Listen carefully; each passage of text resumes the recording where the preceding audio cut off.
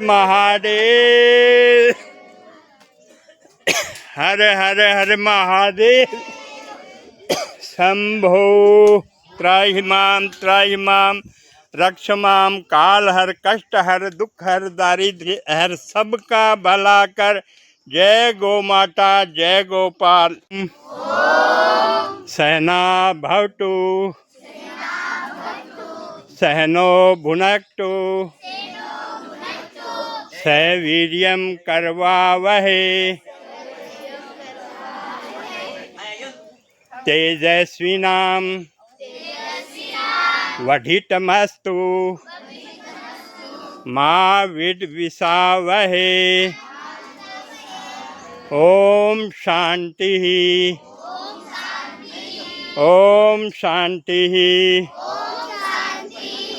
राजा रामचंद्र भगवान की जय। जय सीताराम जी महाराज। नर्मदा मैया की नर्मदा मैया की। तीर्थ क्षेत्र की ओंकारेश्वर महादेव तारा। जय जय सीताराम जी जय जय सीताराम। जय जय सीताराम जी जय जय सीताराम। सीताराम सीताराम सीताराम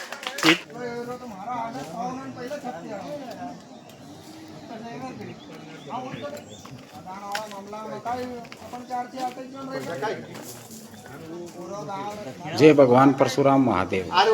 मैं हर नित्य कभी न कभी कुलदेवी और कुल देवताओं के नाम पर एक वीडियो बनाता रहता हूँ, लेकिन अधिकतर वीडियो मैं ब्राह्मण समाज के लिए बनाता हूँ और मैं ठोस निर्णय के साथ में नहीं बनाता कि इस कुलदेवी का यही स्थान है और वहाँ जाकर आप अपनी पूजा आराधना करें। अपने पूर्वजों की चलाई हुई परंपरा को तोड़कर उस जगह पे पूजा आराधना करें। ये मैं आपको ठोस निर्णय के साथ नहीं कह रहा हूँ। मैं सिर्फ खंडेलवाल समाज की जो किताब छपी हुई है उसके अंदर जो मोनोग्राफ है उसके अंदर जिन जिन गोत्र की कुलदेवियाँ लिखी हुई है उन्हीं कुलदेवियों के स्थान की जानकारी प्रस्तुत करता हूँ। अगर आप संतुष्ट हैं तो उस स्थान तक जरूर जाएं। अगर आप असंतुष्ट हैं और अपने पूर्वजों की पूजा आराधना में लिप्त हैं तो मैं आपको प्रतिबिंब नहीं करता कि आप इस जगह पे जाएं और पूजा आराधना करें। यह आपके ऊपर निर्णय आप स्वयं ले सकते हैं कि मेरी बताई हुई जानकारी से आप संतुष्ट हैं या नहीं हैं। तो आज हम बात करते हैं कि हर समुदाय में एक कुलदेवी और कुलदेवता होता है और वो कुलदेवी और कुलदेवता उसी स्थान पर होता है। मुख्य स्थान उसका वही होता है जहाँ उनके सबसे पहले पूर्वज आके रहने लगे थे, यानी कि उन जाति समुदाय का जो मुख्य वृक्ष या शाखा है उसी गांव में विकसित हुई थी, जहाँ से उनका कुलदेवी और कुलदेवताओं का निवास स्थान बनाया गया है। क्योंकि जो पुराना प्राचीन उनका समुदाय वहाँ पे इकट्ठा रहता था, तब वहाँ पे उन्होंने छोटा सा मंदिर या कोई देवरा बनाया होगा और वहाँ से वो पलायन करके कहीं और चले गए, तो वो स्थान उनके कुलदेवी और कुलदेवताओं का स्थान रह गया। आज हम पलायन करते करते न जाने कहाँ कहाँ जाके बस गए, फिर हम ढूंढते हैं कि हमारी कुलदेवी कहाँ पर है, कुलदेवता कहाँ पर है। तो आपको वही मुख्य स्थान ढूंढना चाहिए जो हमारे पूर्वजों का था।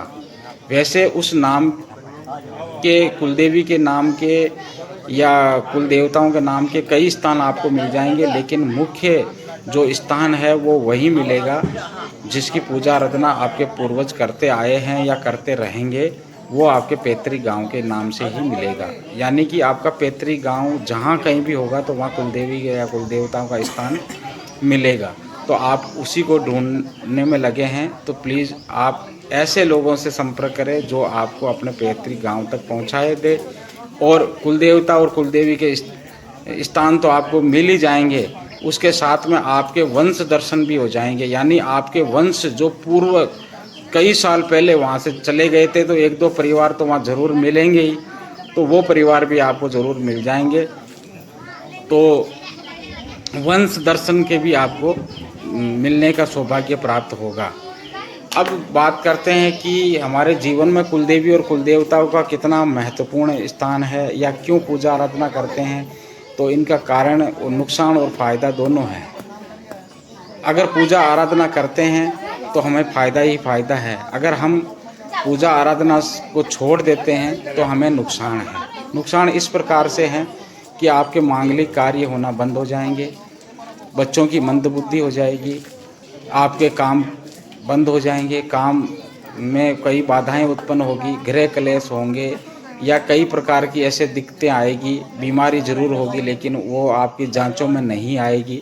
तो ऐसे प्रकार के संकट हो जाएंगे, यानी कि आपका जो परिवार का सुरक्षा चक्र है वो सुरक्षा चक्र खत्म हो जाएगा। अगर कुलदेवी और कुलदेवताओं की पूजा आराधना नहीं करते हैं तो सुरक्षा चक्र खत्म हो जाता है, और अगर हम पूजा आराधना करते हैं तो सुरक्षा चक्र बना रहता है।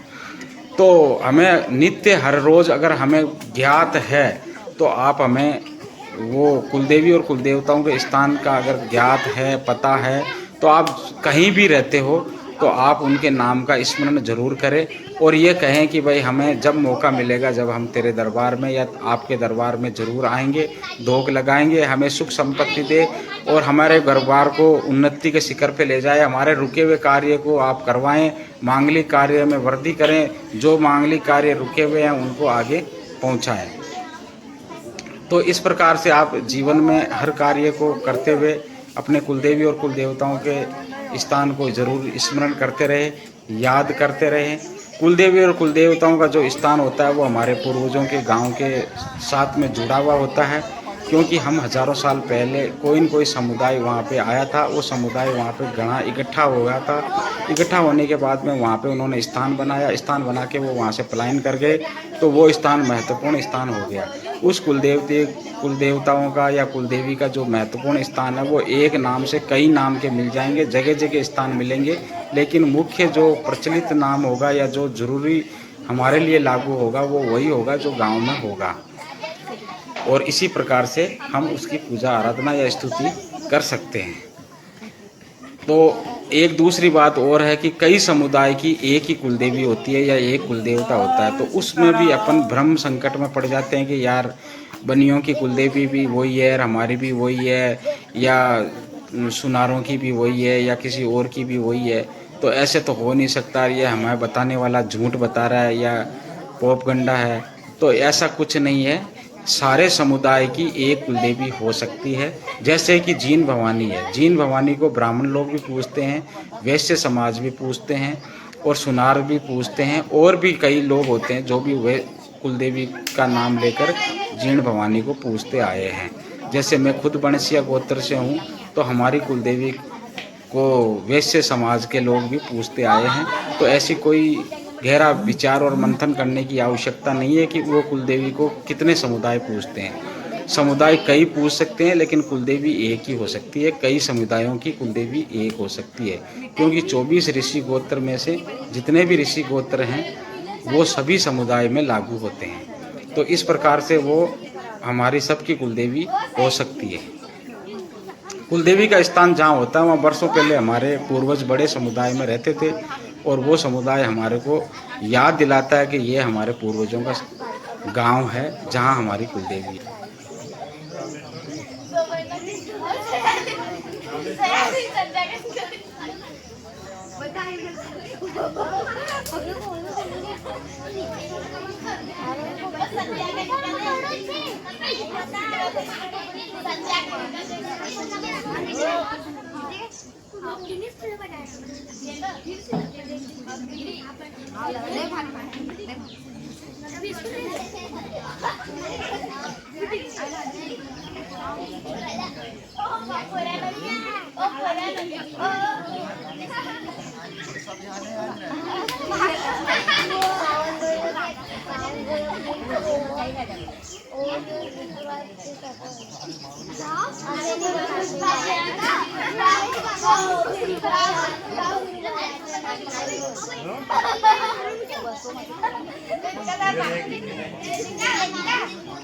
बात बताऊंगा क्यों नहीं निकलवाना चाहते हो, इससे क्या नुकसान होता है और क्या फायदा होता है। जो राक्षस बुद्धि होता है ना वो कहता है मेरे हाँ, हंसने की बात नहीं है, समझने की बात है। इसको ये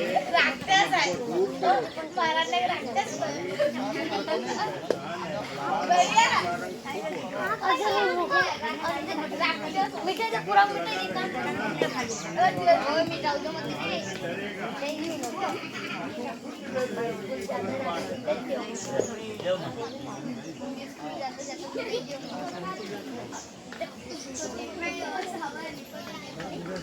देखे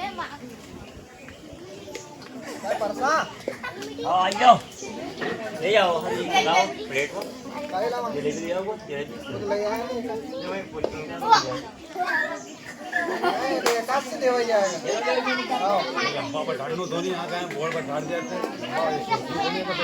बढ़िया हो नहीं तुम बैठो लाइन से बैठो नहीं यहाँ लाइन लगा तो दूर ले ऐसा कोई हो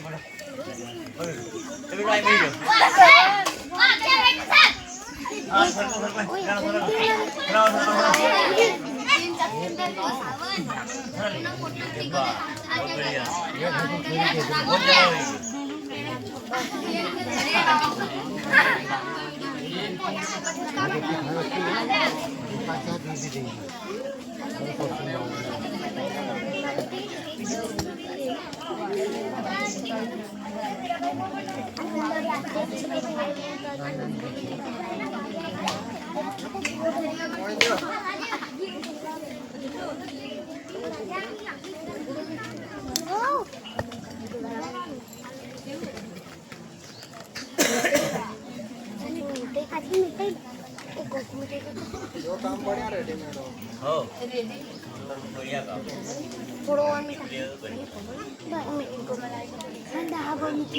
थोड़ा सा सबको प्रसाद मिल जाता है। संकीर्तन करेंगे, मेरे साथ साथ बोलेंगे जय जय सीताराम जी, जय जय सीताराम। बोलो